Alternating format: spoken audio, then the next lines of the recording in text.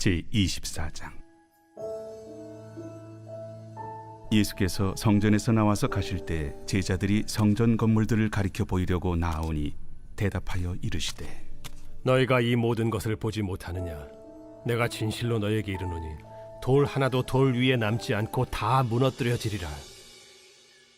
예수께서 감람산 위에 앉으셨을 때 제자들이 조용히 와서 이르되, 우리에게 이르소서, 어느 때에 이런 일이 있겠사오며 또 주의 임하심과 세상 끝에는 무슨 징조가 있사오리까? 너희가 사람의 미혹을 받지 않도록 주의하라. 많은 사람이 내 이름으로 와서 이르되 나는 그리스도라 하여 많은 사람을 미혹하리라. 난리와 난리 소문을 듣겠으나 너희는 삼가 두려워하지 말라. 이런 일이 있어야 하되 아직 끝은 아니니라. 민족이 민족을, 나라가 나라를 대적하여 일어나겠고 곳곳에 기근과 지진이 있으리니 이 모든 것은 재난의 시작이니라.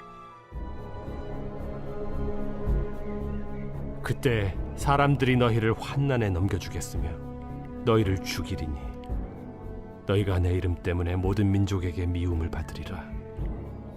그때 많은 사람이 실족하게 되어 서로 잡아주고 서로 미워하겠으며 거짓 선지자가 많이 일어나 많은 사람을 미혹하겠으며 불법이 성함으로 많은 사람의 사랑이 식어지리라. 그러나 끝까지 견디는 자는 구원을 얻으리라. 이 천국 복음이 모든 민족에게 증언되기 위하여 온 세상에 전파되리니 그제야 끝이 오리라. 그러므로 너희가 선지자 다니엘이 말한 바 멸망에 가증한 것이 거룩한 곳에 선 것을 보거든. 읽는 자는 깨달을진저. 그때 유대에 있는 자들은 산으로 도망할지어다. 지붕 위에 있는 자는 집 안에 있는 물건을 가지러 내려가지 말며 밭에 있는 자는 겉옷을 가지러 뒤로 돌이키지 말지어다. 그날에는 아이 벤 자들과 젖 먹이는 자들에게 화가 있으리로다. 너희가 도망하는 일이 겨울에나 안식일에 되지 않도록 기도하라. 이는 그때 큰 환난이 있겠음이라. 창세로부터 지금까지 이런 환난이 없었고 후에도 없으리라. 그날들을 감하지 아니하면 모든 육체가 구원을 얻지 못할 것이나 그러나 택하신 자들을 위하여 그날들을 감하시리라. 그때 사람이 너희에게 말하되 보라, 그리스도가 여기 있다 혹은 저기 있다 하여도 믿지 말라. 거짓 그리스도들과 거짓 선지자들이 일어나 큰 표적과 기사를 보여 할 수만 있으면 택하신 자들도 미혹하리라. 보라, 내가 너희에게 미리 말하였노라. 그러면 사람들이 너희에게 말하되 보라, 그리스도가 광야에 있다 하여도 나가지 말고 보라, 골방에 있다 하여도 믿지 말라. 번개가 동편에서 나서 서편까지 번쩍임같이 인자의 임함도 그러하리라. 주검이 있는 곳에는 독수리들이 모일 것이니라. 그날 환난 후에 즉시 해가 어두워지며 달이 빛을 내지 아니하며 별들이 하늘에서 떨어지며 하늘의 권능들이 흔들리리라. 그때 인자의 징조가 하늘에서 보이겠고 그때 땅의 모든 족속들이 통곡하며 그들이 인자가 구름을 타고 능력과 큰 영광으로 오는 것을 보리라. 그가 큰 나팔 소리와 함께 천사들을 보내리니 그들이 그의 택하신 자들을 하늘 이 끝에서 저 끝까지 사방에서 모으리라. 무화과 나무의 비유를 배우라. 그 가지가 연하여지고 잎사귀를 내면 여름이 가까운 줄을 아나니 이와 같이 너희도 이 모든 일을 보거든 인자가 가까이 곧 문 앞에 이른 줄 알라. 내가 진실로 너희에게 말하노니 이 세대가 지나가기 전에 이 일이 다 일어나리라. 천지는 없어질지언정 내 말은 없어지지 아니하리라. 그러나 그 날과 그 때는 아무도 모르나니 하늘의 천사들도 아들도 모르고 오직 아버지만 아시느니라. 노아의 때와 같이 인자의 임함도 그러하리라. 홍수전에 노아가 방주에 들어가던 날까지 사람들이 먹고 마시고 장가들고 시집가고 있으면서 홍수가 나서 그들을 다 멸하기까지 깨닫지 못하였으니 인자의 임함도 이와 같으리라. 그때 두 사람이 밭에 있음에 한 사람은 데려가고 한 사람은 버려둠을 당할 것이요 두 여자가 맷돌질을 하고 있음에 한 사람은 데려가고 한 사람은 버려둠을 당할 것이니라. 그러므로 깨어 있으라. 어느 날에 너희 주가 임할는지 너희가 알지 못함이니라. 너희도 아는 바니 만일 집주인이 도둑이 어느 시각에 올 줄을 알았더라면 깨어 있어 그 집을 뚫지 못하게 하였으리라. 이러므로 너희도 준비하고 있으라. 생각하지 않은 때에 인자가 오리라.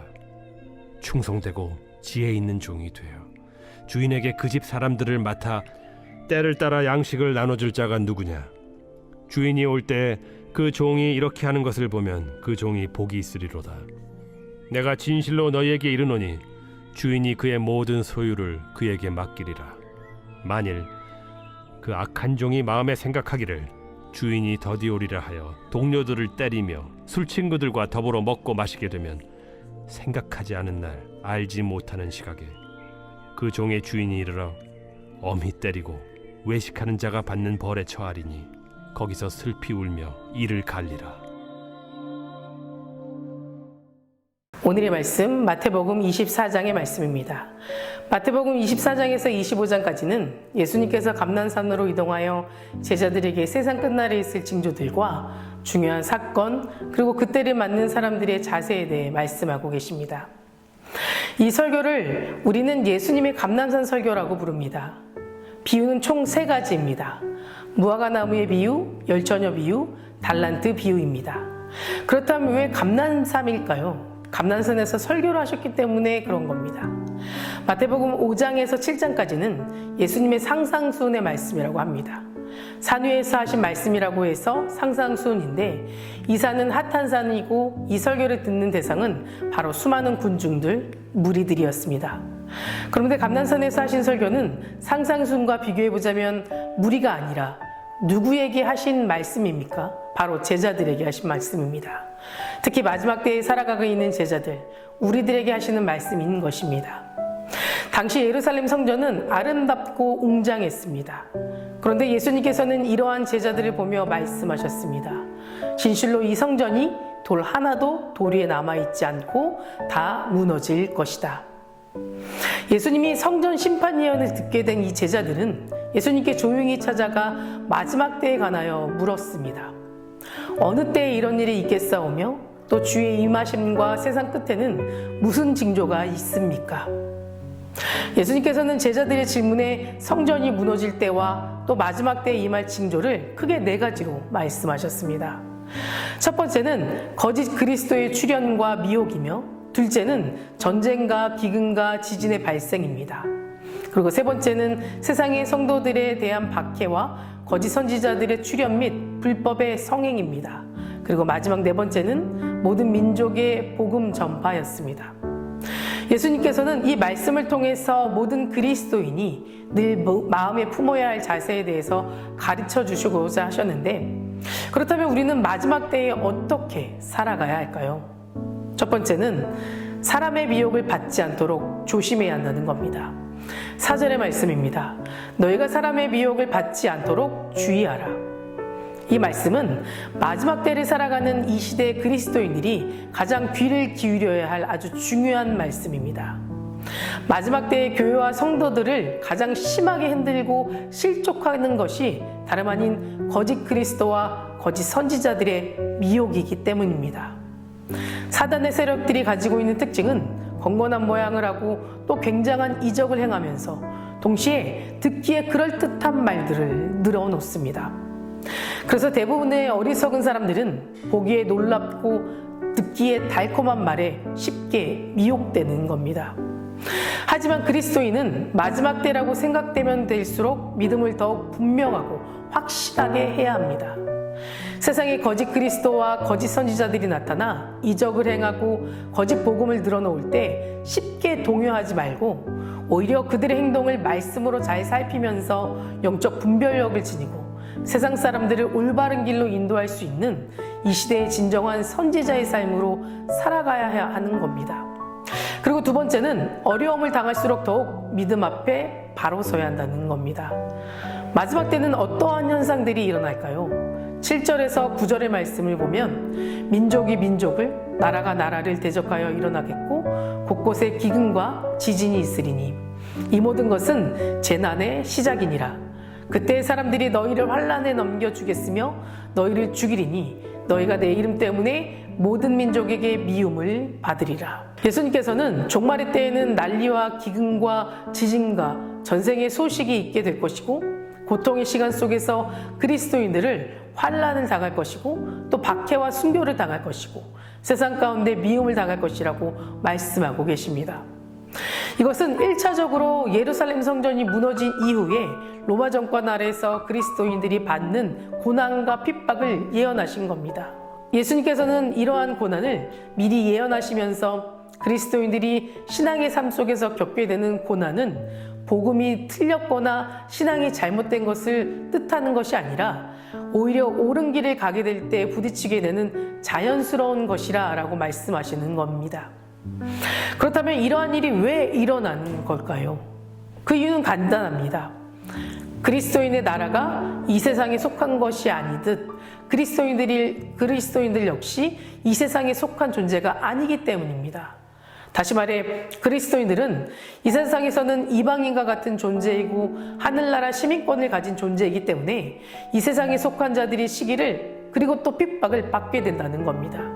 그러기에 우리가 진정 하나님께 속한 참 그리스도인이라면 세상의 핍박과 곤란을 받는 것이 어쩌보면 당연한 일인지도 모릅니다. 그러니 우리들은 세상에서 박해를 당할 때 그것이 세상 종말의 한 징조로서 당연한 일로 받아들이고 박해들을 받을 때 원망하고 불평하며 낙심할 것이 아니라 자신이 참 그리스도인으로서 더욱 감사하며 믿음과 인내로 극복해야만 합니다.